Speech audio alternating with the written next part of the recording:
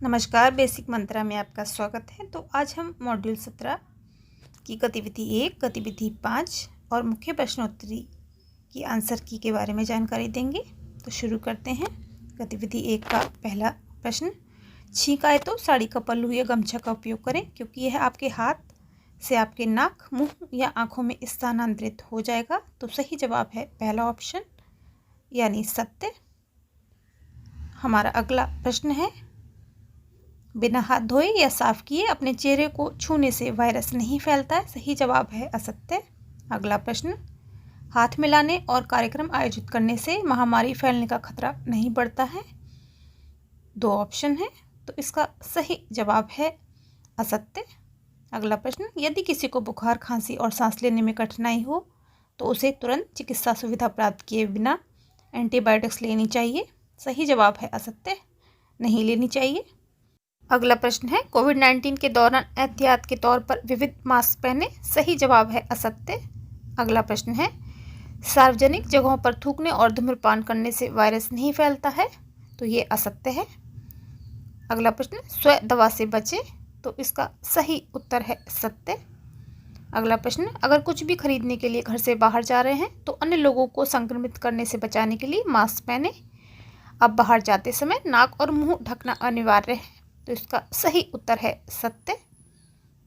अगला प्रश्न है, किसी को घर पर रहकर स्व अलगाव करना चाहिए यदि वे अस्वस्थता महसूस करना शुरू करते हैं, भले ही सिर दर्द, कम ग्रेड बुखार और हल्की बहती नाक जैसे लक्षण हो, तब तक जब तक वो ठीक ना हो जाए।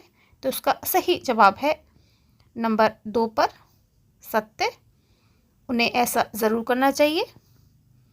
तो आप ऑप्शन नंबर 2 पर आराम से टिक लगा सकते हैं।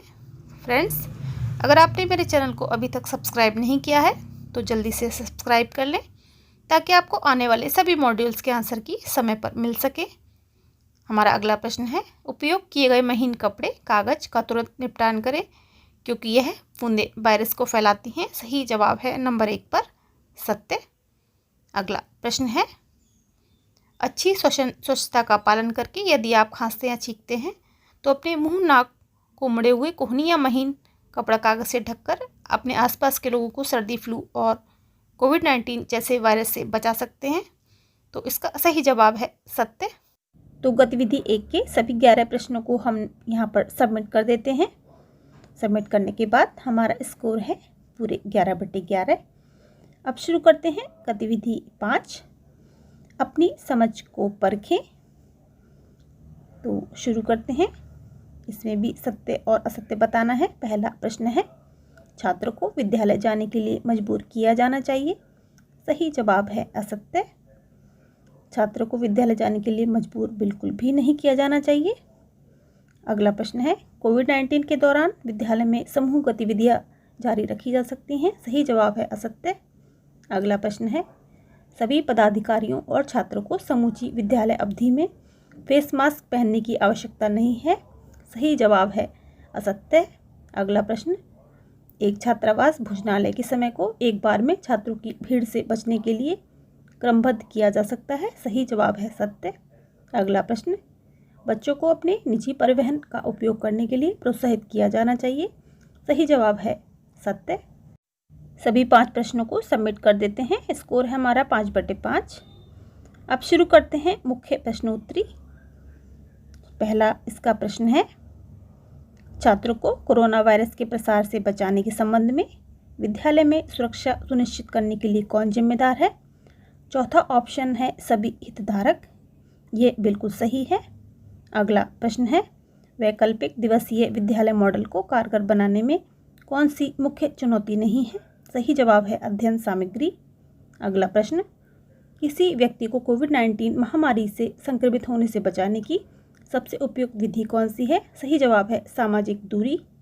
अगला प्रश्न, छात्रावासियों के लिए सुरक्षित संगरोध सुविधा की व्यवस्था शुरू करने का सही समय क्या है। सही जवाब है दूसरा ऑप्शन, विद्यालय को पुनः खोलने से पहले। अगला प्रश्न है, महामारी की अवधि के दौरान छात्रों के मानसिक कल्याण के मुद्दों को संभालने के लिए सबसे प्रभावी उपाय कौन सा है। तो चौथा ऑप्शन है शिक्षक परामर्शदाता। अगला प्रश्न, छात्रों के अधिगम के परिणाम का समय समय पर मूल्यांकन, खाली स्थान और शिक्षण विधियों में मदद करता है। सही जवाब है दूसरा ऑप्शन, शिक्षण अधिगम प्रक्रिया में सुधार करने हेतु। अगला प्रश्न है, दुनिया भर में हाल ही में खोजी गई संक्रामक बीमारी कौन सी है? कोविड-19। अगला प्रश्न, कोरोना वायरस के कारण होने वाला कोविड-19 रोग किस प्रकार का है? सही जवाब है संक्रामक, दूसरा ऑप्शन। अगला, विद्यालय में सामाजिक दूरी को बनाए रखने का प्रभावी तरीका क्या है? तो इसका ऑप्शन नंबर 4, छात्रों के क्रमांक के अनुसार वैकल्पिक दिवसीय विद्यालय शिक्षा। यह विकल्प बिल्कुल सही है। हमारा अगला प्रश्न है, कोविड-19 एक व्यक्ति से दूसरे व्यक्ति में कैसे संचारित होता है? तो पहला ऑप्शन, खांसने और छींकने से, बिल्कुल सही है। तो अब इन्हें सबमिट कर देते हैं, इन 10 प्रश्नों को। स्कोर है हमारा पूरे 10/10। तो साथियों, सही समय पर आंसर की पाने के लिए बने रहिए मेरे साथ बेसिक मंत्रा में।